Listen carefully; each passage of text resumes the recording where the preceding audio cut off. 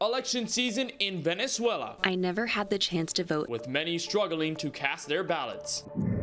A deputy recovering. So I was just in the wrong place at the wrong time. After being run over by a driver he was trying to pull over. And runway problems at 2 different Florida airports. These stories and more coming up on Newsbreak. Hello, South Florida. I'm Kenneth Bueno. I'm Denise Diaz. Today is Thursday, July 11, 2024. Live from the Lee Kaplan School of Journalism and Media in North Miami, this is Caplin News. Venezuela is gearing up this morning for its election of July 28th. With Nicolás Maduro pursuing his 3rd term, many are skeptical of how legitimate the results will be. Turning our attention to the south, Venezuela is facing a crucial election later this month. Reporter Amelia Orjuela from our DC Bureau has more on the story. We are just 17 days away from the presidential elections in Venezuela, and for many Venezuelans abroad, there is a sense of hope for change. However, many of them won't be able to cast their vote. Daniela Martinez, a Venezuelan living in Miami, is one of the many who are unable to vote in this election because of the costly and time-consuming government prerequisites. Nunca tuve la oportunidad de votar en Venezuela porque me fui. I never had the chance to vote in Venezuela because I left when I was 16. It's frustrating not being able to participate in such a crucial election. It feels really unfair that the government is basically blocking us from our right to vote. Despite meeting the legal residency requirement, she doesn't fulfill the remaining prerequisites, having a valid passport, being registered with a foreign address in the National Electoral Council, and voting at embassies. However, this has become challenging since the U.S. broke diplomatic relations with Venezuela in 2019. He decidido romper relaciones diplomáticas. This election may result in President Nicolás Maduro securing another term or ending the self-described socialist policies with the opposition candidate Edmundo González standing against him. The Venezuelan government says only 107,000 out of the 8 million who left the country are registered to vote abroad. Just in the U.S., there are around 600,000 lost votes. Their lack of participation in these upcoming elections, I think, is going to hurt the opposition and González's campaign. The regime's approach to preventing the diaspora vote indicates that Maduro knows that these people are not his supporters. The outcome of the elections on July 28 will play an important role in restoring democracy, addressing the humanitarian crisis, dealing with international sanctions, and the immigration crisis. Reporting from Washington, D.C. for Caplin News, I'm Amelia Orjuela. This morning, Florida Governor Ron DeSantis is preparing to travel to Milwaukee for next week's Republican National Convention. DeSantis was expected by many to be Trump's biggest opponent at the start of the Republican primaries. But ever since DeSantis ended his campaign back in January, he has vocally supported the former president and helped raise some money. A Tampa deputy is out of the hospital this morning after being run over by a suspect he was trying to pull over. Deputy Kaylin Hall was on DUI patrol following 4th of July celebrations early Friday morning, where he said that the suspect driving showed signs of impairment and went to pull him over, but then the suspect fled the scene. Deputy Hall was able to still find him again around 15 to 20 minutes later in an unmarked car, but that's when he was hit. It was an opportunity that presented itself for me to try to block the car in. I expected the driver to flee on foot.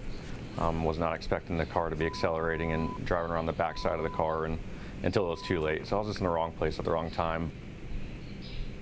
Unfortunately, Deputy Hall required surgery that placed a rod in his leg, but he was able to walk out with crutches just 1 day later.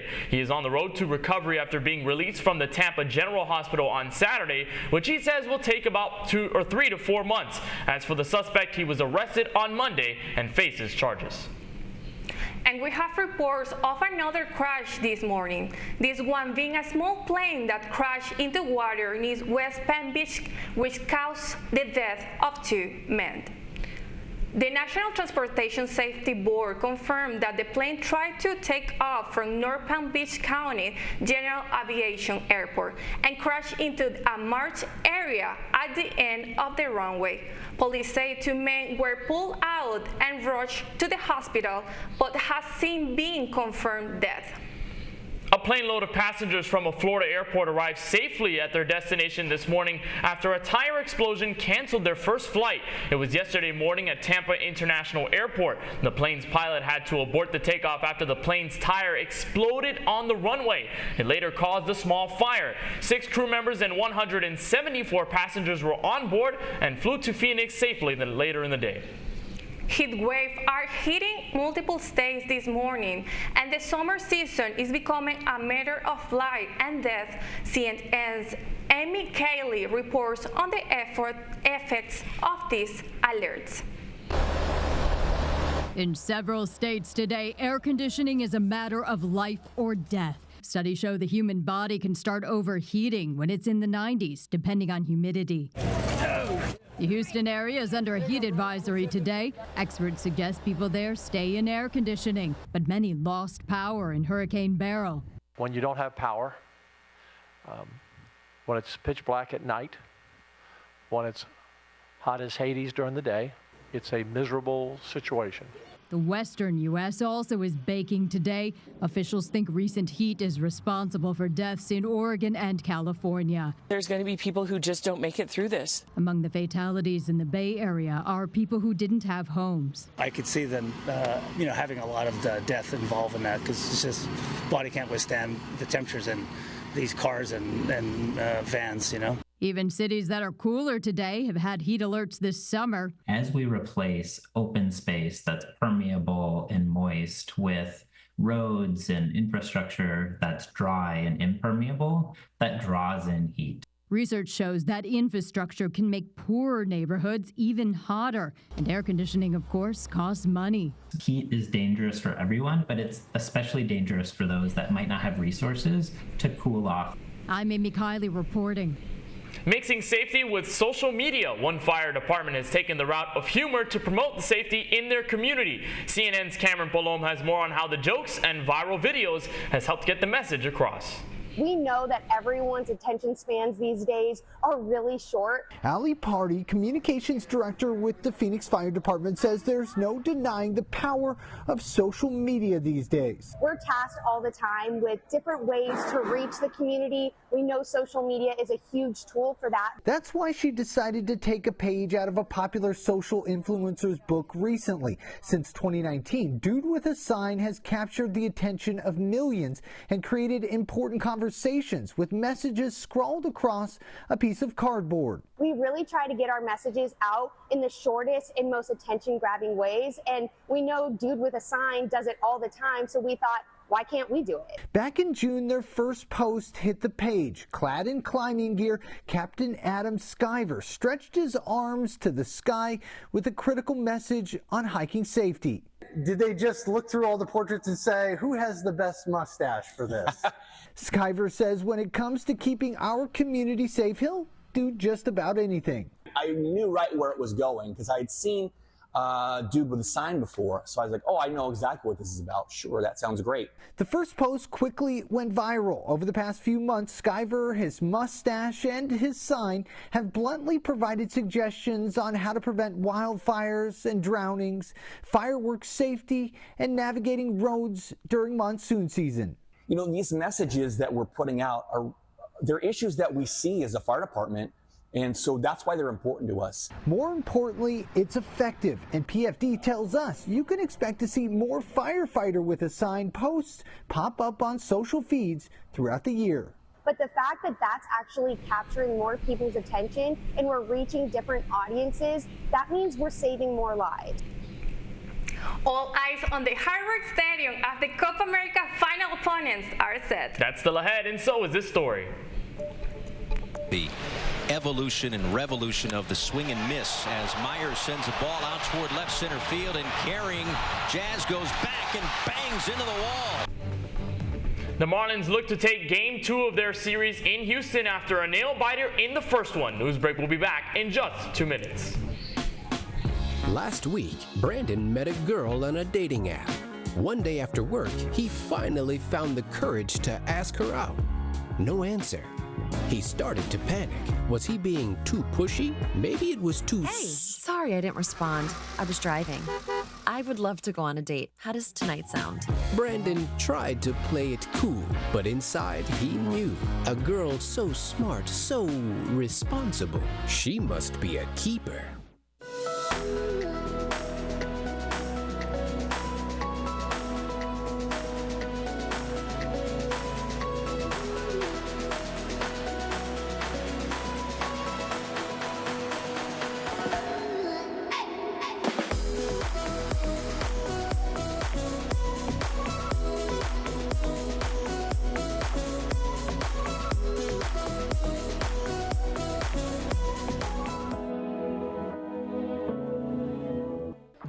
How do you know when you've made the right decision?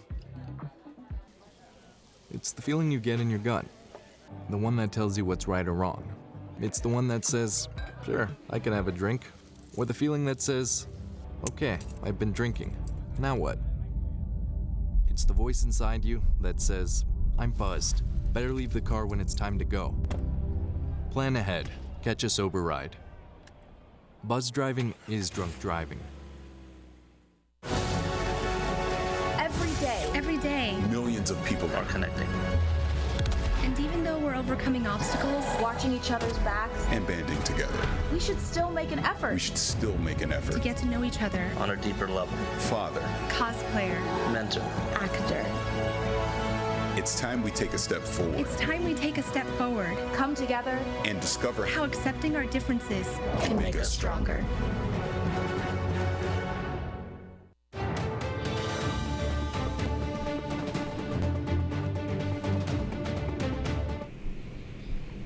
Houston, we have a problem. For the Marlins, it's been going on this entire season. The Miami Marlins had a rough night yesterday in Houston after losing again to the Astros. Junior Diaz hit a single into right field, giving the Astros their first run of the night, and they didn't look back. The Astros totaled 13 hits and took the second game of the series. The final score was Astros 9, Marlins 1. The Marlins will try not to get swept by the Astros tonight at 8:10 p.m. The basketball stars were back in alignment as Team USA played its first exhibition game prior to the Paris Olympics. Team USA played Canada in Las Vegas. The game featured former Heat players LeBron James, Kelly Olynyk, and current Heat star Bam Adebayo. The heavy-loaded U.S. roster helped the team rally back from an early double-digit Canada lead. The final score was USA 86, Canada 72. Saudi Arabia awaits the U.S. as the team faces off against Australia next Monday. This morning, soccer fans in South Florida prepare for a big weekend ahead as two South American teams prepare for the Copa America final. Colombia defeated Uruguay 1-0 last night during a semi-final match in North Carolina that gave them a seat in the Copa America final. For the first time in 23 years, they will face Argentina at Harvard Stadium this Sunday for the Grand Trophy. You are watching Newsbreak, and we are coming right back. Oh, sorry.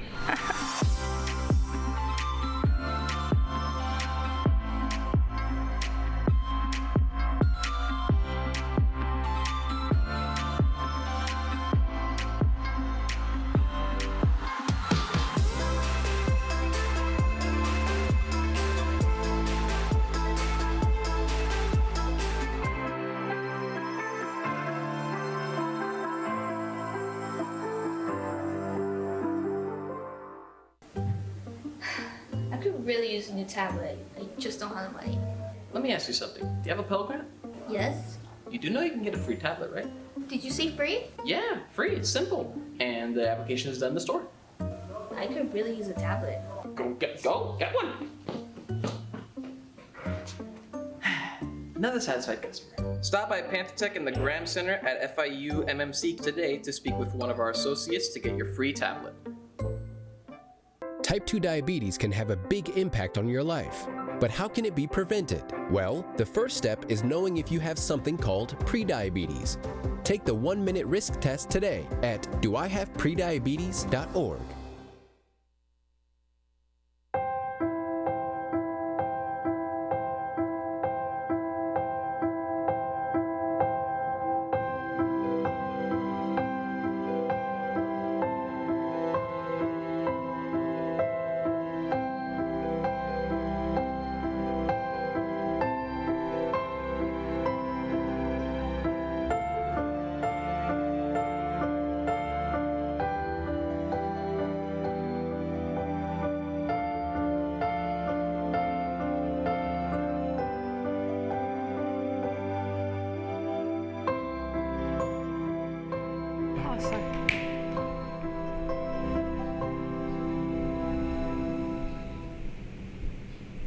That's all the time we have for Newsbreak. I am Denise Diaz. And I'm Kenneth Bueno. Get more news anytime at caplinnews.fiu.edu.